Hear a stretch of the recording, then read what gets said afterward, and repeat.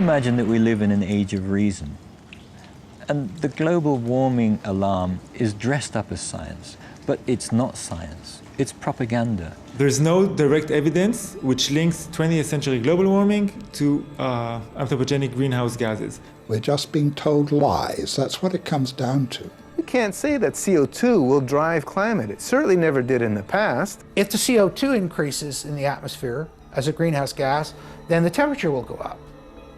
But the ice core record shows exactly the opposite.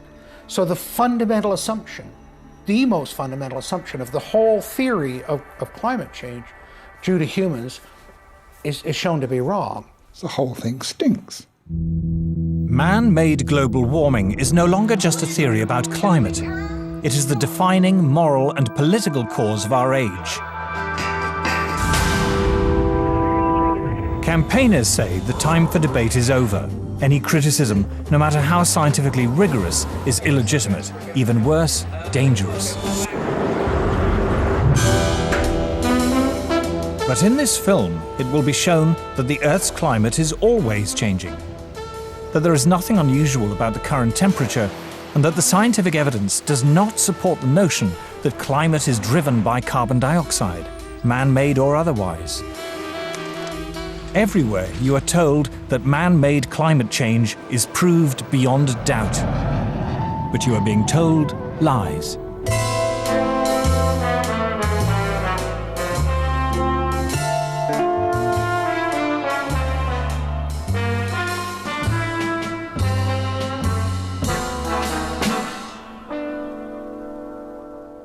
When people say, well, you don't believe in global warming, I say, no, I believe in global warming. I don't believe that human CO2 is causing that warming. A few years ago, if you would ask me, I would tell you it's CO2. Why? Because just like everyone else in the public, I listened to what the media had to say.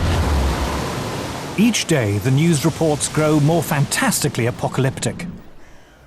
Politicians no longer dare to express any doubt about climate change. There is such intolerance of any dissenting voice. Are some of the worst climate criminals on the planet. This is the most politically incorrect thing possible, is to doubt this climate change orthodoxy. Global warming has gone beyond politics. It is a new kind of morality. Now, the Prime Minister's back from his holidays, unrepentant and unembarrassed about yet another long-haul destination. Yet, as the frenzy over man-made global warming grows shriller, many senior climate scientists say the actual scientific basis for the theory is crumbling. There were periods, for example, in Earth's history when we had 3 times as much CO2 as we have today, or periods when we had 10 times as much CO2 as we have today. And if CO2 has a large effect on climate, then you should see it in the temperature reconstruction. If we look at climate through the geological time frame, we would never suspect CO2 as a major climate driver. None of the major climate changes in the last 1,000 years can be explained by CO2. We can't say that CO2 will drive climate. It certainly never did in the past. I've often heard it said that there is a consensus of thousands of scientists on the global warming issue and that humans are causing a catastrophic change to the climate system. Well, I am one scientist, and there are many that simply think that is not true. Man-made global warming is no ordinary scientific theory. This morning, the Intergovernmental Panel on Climate Change made up of... It is presented in the media as having the stamp of authority of an impressive international organization. From the IPCC, the United Nations Intergovernmental Panel on Climate Change, or IPCC. The IPCC, like any UN body, is political. The final conclusions are politically driven. This claim that the IPCC is the world's top 1,500 or 2,500 scientists, you look at the bibliographies of the people and it's simply not true. There are quite a number of non-scientists. And to build the number up to 2,500, they have to start taking reviewers and government people and so on, anyone who ever came close to them. And none of them are asked to agree.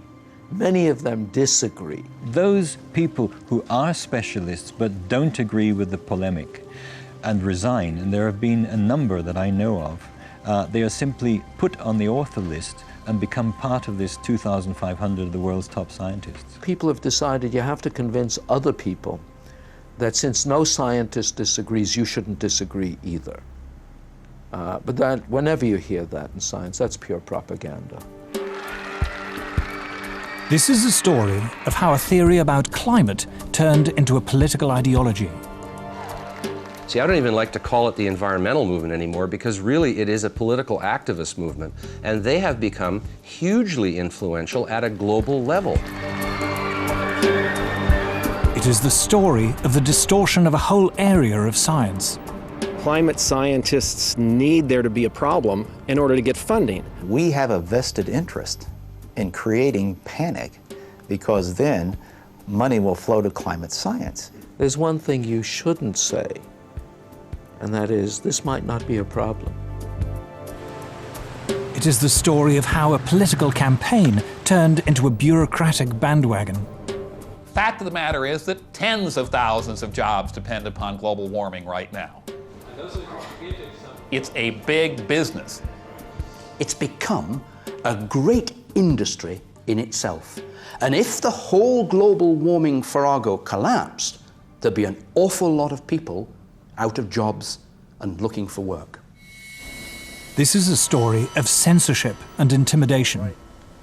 I have seen and heard their spitting fury at anybody who might disagree with them, which is not the scientific way.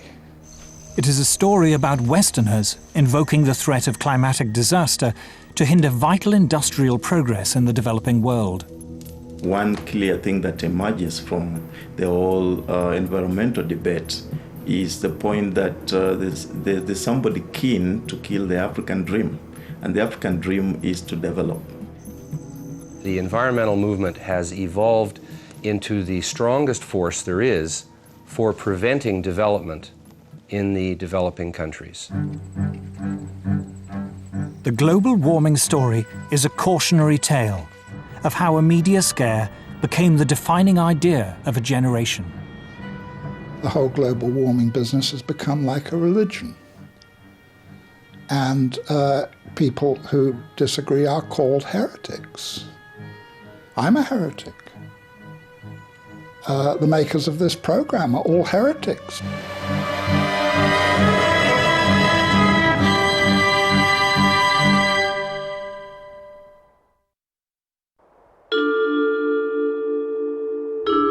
In 2005, a House of Lords inquiry was set up to examine the scientific evidence of man-made global warming. A leading figure in that inquiry was Lord Lawson of Blaby, who, as Chancellor of the Exchequer in the 1980s, was the first politician to commit government money to global warming research. We had a very, very thorough inquiry, took evidence from a whole lot of people expert in this area and produced a report. What surprised me was to discover how weak and uncertain the science was. In fact, there are more and more thoughtful people, some of them a little bit frightened to come out in the open, but who quietly, privately, and some of them publicly, are saying, hang on, wait a minute, this simply doesn't add up. We are told that the Earth's climate is changing. But the Earth's climate is always changing. In Earth's long history, there have been countless periods when it was much warmer and much cooler than it is today, when much of the world was covered by tropical forests or else vast ice sheets. The climate has always changed, and changed without any help from us humans.